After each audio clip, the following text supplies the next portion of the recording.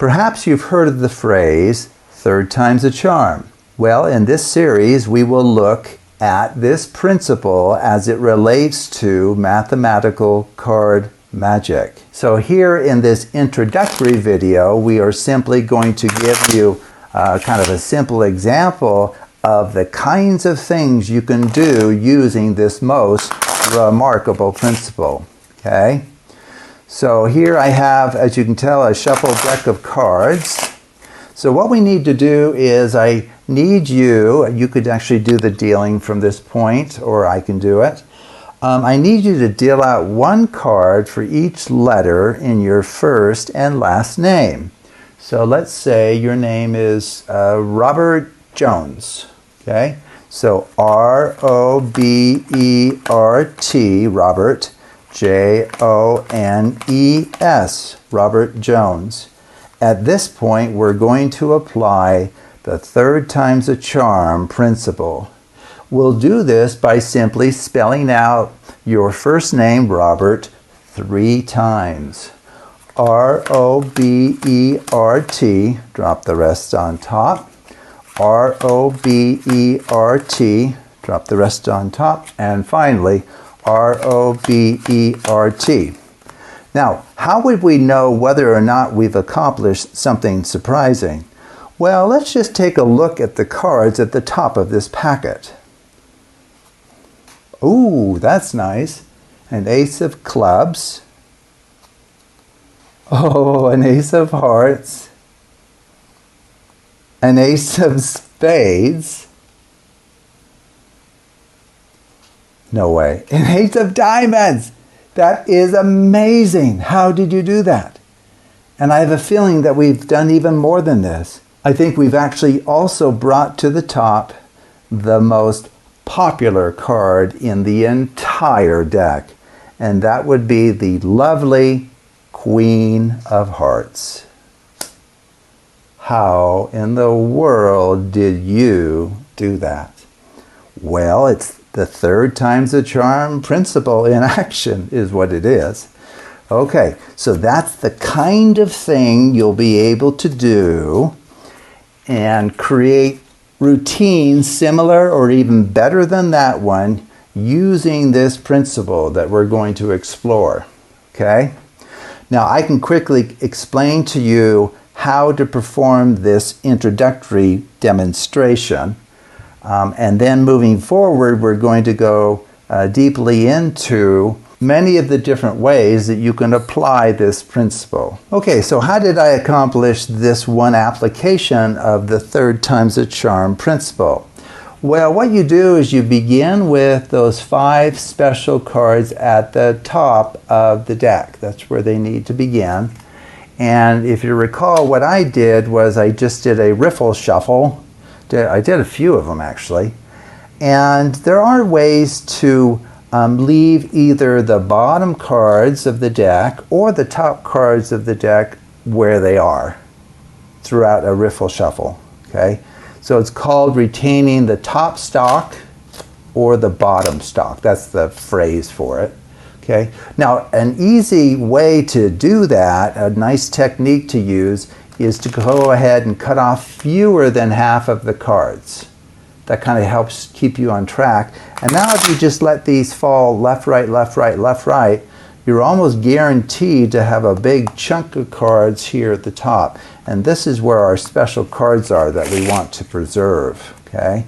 So that's a good little technique to use. Just cut off fewer than half, and then just let these fall how they may, just like that. And then bring them together, and there you go. Okay? And I think I did 3 or 4 of those at the beginning, which is just fine. Now that's not the only way to retain a portion of the deck in its original location. So another way to do it, of course we have the 5 cards at the top, is to do a table wash. So here what you do is you just push off a bunch of cards as if you're just kind of making a mess. Now we know our special cards are right over here, right? And then, oops, and then you just start mixing these up, supposedly, and make a mess of things. Now you have to kind of keep an eye on those that you don't mess up those, right? And you can kind of move them around a little bit as a group, okay? And then eventually what you need to do is just kind of collect them all and you know, do it in a haphazard way where it just really looks like the cards are a big fat mess, and we've just placed our special cards on top, which is good. Okay, and so we've maintained our 5 cards at the top of the deck during that table wash. So there they are still, they're safe. Okay, now from here what you need to do, and you have to realize this is a quick introduction, so you're not getting all the whys for things. You simply need to use the spectator's first and last name. Okay, so let's say their name is Anna Johnson. So A-N-N-A, Anna, J-O-H-N-S-O-N, Anna Johnson. Okay, and then at this point what you do is you spell out 3 times the longer of the 2 names. Okay, now you don't need to draw attention to the fact that you happen to choose the longer of the 2 names.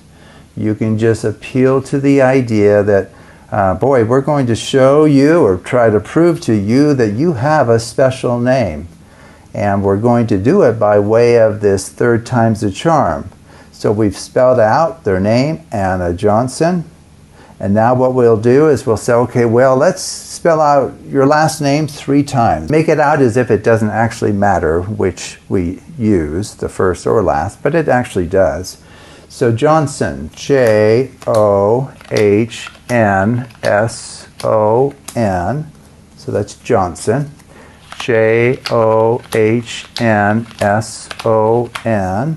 And then one more time. J-O-H-N-S-O-N. Very good. Okay?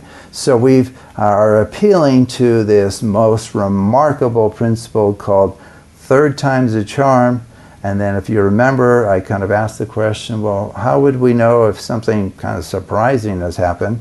Well, let's take a look at the cards that have been brought to the top of the deck. Oh, wow, that's an ace of clubs. Ooh, ace of hearts. Ace of spades. There's no way this is the ace of diamonds.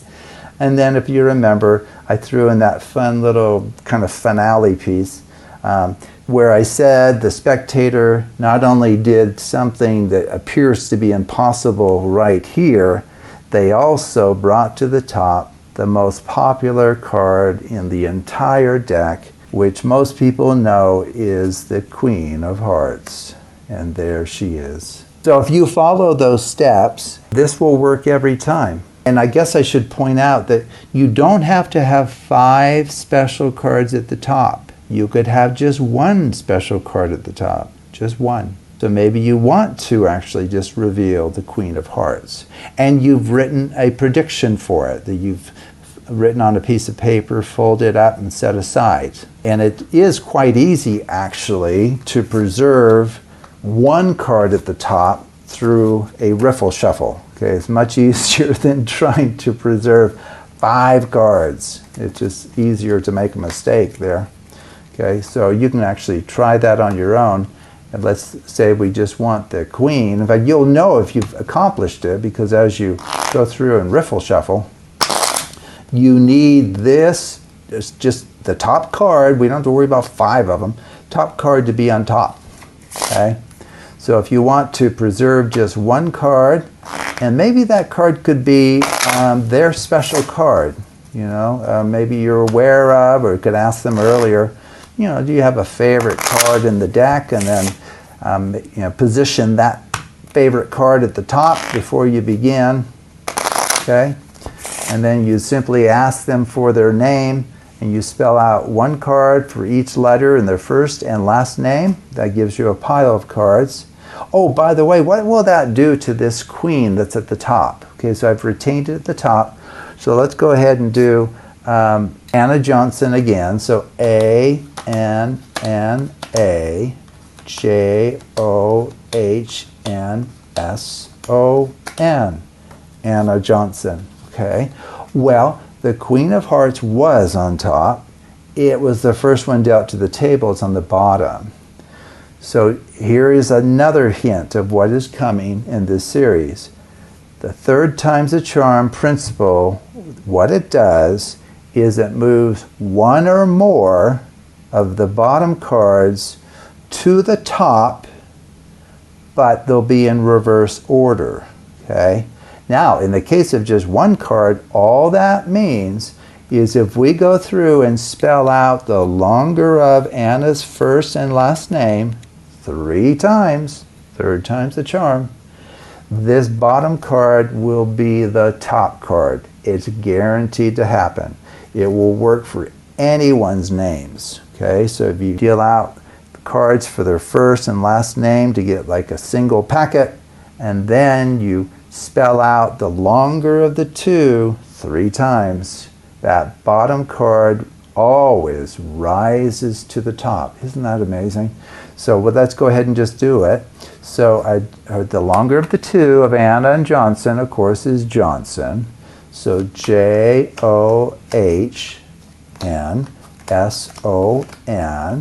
And I do want to point out that Queen of Hearts is not up here yet. Right? So we've done it once. We need to do it 2 more times. J-O-H-N-S-O-N. I guess I could point out we still do not have the Queen of Hearts at the top, but we will after the third spelling of Johnson. J-O-H-N-S-O-N. Drop the rest on top. And at this point, you're guaranteed to have that special card rise to the top of the packet. Okay, so that is a glimpse of what we will be doing in this series, and we'll give you many, many tools you can use to actually design original card effects that no one has seen before, that truly will be of your own making. So I encourage you to watch the next video in this series, and we'll get into the details and look at some really, really fun card effects. So thank you for watching.